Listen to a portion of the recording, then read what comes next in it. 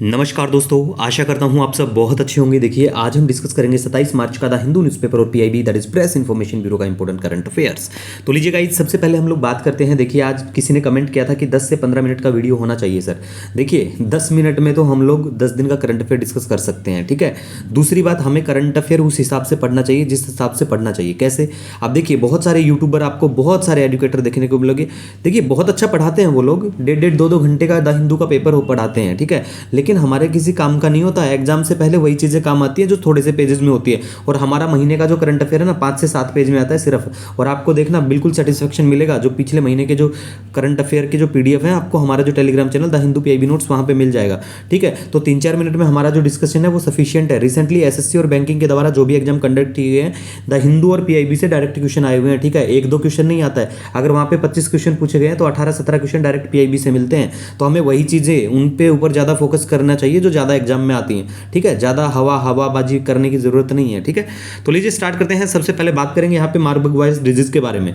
बिल्कुल, ये किससे फैलता है ये आपको बिल्कुल पता होना चाहिए। फ्रूट बैट से। अब पहले इसको जाना जाता था मार्बर्ग हेमोरेजिक फीवर के नाम से, डब्ल्यूएचओ ने ये बात कही है। और ये highly infectious Ebola like disease है। फर्स्ट डिटेक्ट किया गया था 1967 में, ठीक है। मार्बर्ग और फ्रैंकफर्ट, ये कहाँ पे है? जर्मनी में है। ये दोनों ही शहर, ये भी पता होना चाहिए। तो पूछा जा सकता है भाई ये कौन से देश में सबसे पहले डिटेक्ट करे गए थे, कौन से ईयर को किए गए थे, ठीक है। अभी रिसेंटली कुछ लोगों की डेथ हो गई, वो कौन सा देश है इस बीमारी की वजह से? वो है तंजानिया। मैप में तंजानिया को देख लेना, ठीक है। तो ऐसे ही एग्जाम में पूछे जाते हैं, ऐसे ही हमें कवर करना है, ठीक है। नेक्स्ट हम बात करेंगे वर्ल्ड का highest railway bridge over Chenab river, Jammu and Kashmir में। कल हमने डिस्कस किया था, ठीक है। 35 मीटर ये टालर है। देन पेरिस का जो ईफेल टावर है उससे, और इसकी हाइट कितनी है ये बिल्कुल पता होना चाहिए। पूछे जाने की 100% संभावना है आने वाले किसी भी एग्जाम में। ये नहीं है एसएससी का या बैंकिंग, मोस्टली एग्जाम में ये चीज पूछी जाएगी। आज कान खोल के सुन लेना, ठीक है।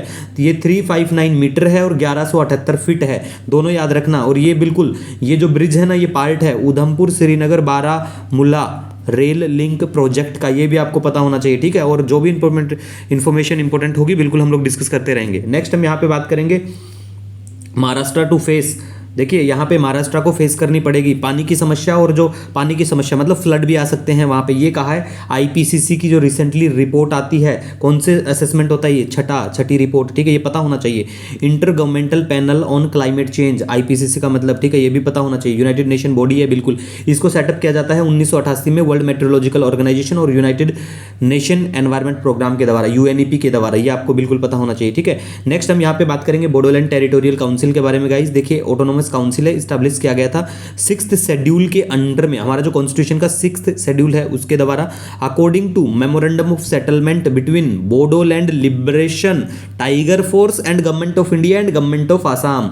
देखिए, अगर आपको एसएससी बैंकिंग का पेपर देते हैं ना, वनडे एग्जाम जो भी देते हैं, उसमें यह भी पूछा जा सकता है कि भाई बोडोलैंड टेरिटोरियल काउंसिल है, कौन से क्या मतलब सरकार, राज्य की सरकार से संबंधित है। ये भी आपको पता होना चाहिए बिल्कुल, है ना।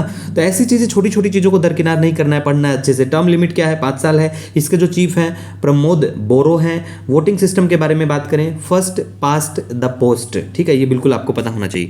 नेक्स्ट हम यहाँ पे बात करेंगे। देखिए, यहाँ पे ये जो एरिया आता है, इस एरिया के अंडर में जितने भी लोग रहते हैं, बिल्कुल एग्रो बेस्ड इकोनॉमी है इन सब की। 40 सिलेक्टेड मेंबर होते हैं इस काउंसिल में, ठीक है। और 6 एडिशनल मेंबर जो हैं अपॉइंट किया जाता है गवर्नर ऑफ आसाम के द्वारा। ये भी आपको पता होना चाहिए, ठीक है गाइज। नेक्स्ट हम यहाँ पे बात करेंगे। देखिए, ब्रह्मपुरम वेस्ट ट्रीटमेंट प्लांट के बारे में। ये कोची में है, यहाँ पे आग लग गई है तो इसी वजह से ये चर्चा में आया। वर्ल्ड थिएटर डे 27 मार्च को मनाया जाता है। ऑकुस के बारे में बात करें, काफ़ी चर्चा में ऑलमोस्ट रहता है। ऑकुस अलायंस किन देशों के बीच में? ये भी पूछा जा सकता है जो आप नॉर्मल एग्जाम देते हैं। ऑस्ट्रेलिया, यूके, यूएस के बीच में है। और ये बोल रहे हैं कि भाई हमें चौथा देश नहीं चाहिए, हम किसी को शामिल करने की हमारी अभी कोई योजना नहीं है, ठीक है गाइज। नेक्स्ट हम बात करेंगे। देखिए, कल भी हमने बॉक्सर के बारे में डिस्कस किया था जिनको गोल्ड मेडल मिला था, तो उनकी जो कैटेगरी है वो बिल्कुल आपको पता होना चाहिए कि उनका किलो भार कौन से क्या केजी कैटेगरी में आते हैं, वेट वाली बात करें तो लवलीना बोरगोहेन, जो भी इनका नाम है, इनको गोल्ड मिला है 75 केजी में वर्ल्ड जो बॉक्सिंग चैंपियनशिप है वुमेन का उनमें। और निखात जरीन जो है, इनको भी गोल्ड मिला 50 केजी कैटेगरी में। ये पता होना चाहिए। दिल्ली में चली, कौन सी कैडेट है, कल अच्छे से डिस्कस किया था, नो नीड टू वरी, ठीक है। मोरे ईल के बारे में चर्चा का विषय बना हुआ है। मोरे ईल के बारे में बात करें, ये बिल्कुल फिश की प्रजाति है, याद रखना, सांप जैसी दिखाई देती है, फिश की प्रजाति है। और इसकी नई स्पीसीज जो है जिसको डिस्कवर्ड किया गया कुडलोर कोस्ट ऑफ तमिलनाडु के वहाँ पे, उसको बाद तमिलनाडु नाम दिया गया, मतलब उस स्पीसीज के नाम में तमिलनाडु दिखाई देगा। उसका नाम है जिम्नोथोरेक्स तमिलनाडुइनसिस, ठीक है। तो ये पूछा जा सकता है भाई ये चर्चा में है, ये किस चीज़ की स्पीसीज है, तो ये फिश की है, ये बिल्कुल आपको पता होना चाहिए। कहाँ डिस्कवर की है ये भी पता होना चाहिए, ठीक है। नेक्स्ट हम यहाँ पे बात करेंगे, देखिए IMF जो है इंटरनेशनल मॉनेटरी फंड, उसकी जो चीफ है क्रिस्टालिना जॉर्जिना है, ठीक है। ये चर्चा में क्यों आई, क्योंकि देखिए IMF ऑलमोस्ट चर्चा में रहता है, नाटो ऑलमोस्ट चर्चा में रहता है, सुप्रीम कोर्ट रहता है, हाई कोर्ट रहता है, ये चीज़ें चर्चा में बनी रहती हैं, ठीक है। हम इन चीज़ों के ऊपर हम डेली 2-2 घंटे डिस्कस नहीं कर सकते। नोट्स का मतलब क्या होता है कि उनमें से बहुत अच्छी चीज़ निकाल के ले गए जो एग्जाम के लिए काम करे। तो IMF के चीफ की बात करें, क्रिस्टालिना जॉर्जिवा है सॉरी, तो बिल्कुल इसको पता, इसके बारे में पता होना चाहिए। हेडक्वार्टर वाशिंगटन DC में है, बिल्कुल इसको फॉर्म किया गया था 1944 में और 45 से बिल्कुल काम करना लग गया था, ठीक है। तो IMF की अगर हम बात करें ना, तो इसकी जो फर्स्ट डिप्टी मैनेजिंग डायरेक्टर के बारे में बात करें वो कौन है, गीता गोपीनाथ, ये भी याद रखना। और गीता गोपीनाथ का संबंध कहाँ से है, भारत से है, ये भी पता होना चाहिए, ठीक है। इसी के साथ देखिए अगर आपका कोई सजेशन होता है, कोई सुझाव होता है, नो डाउट आप मुझे कमेंट या मेल कर सकते हैं। मिलेंगे एक नई वीडियो लेक्चर के साथ, तब तक के लिए हैव अ ऑसम डे।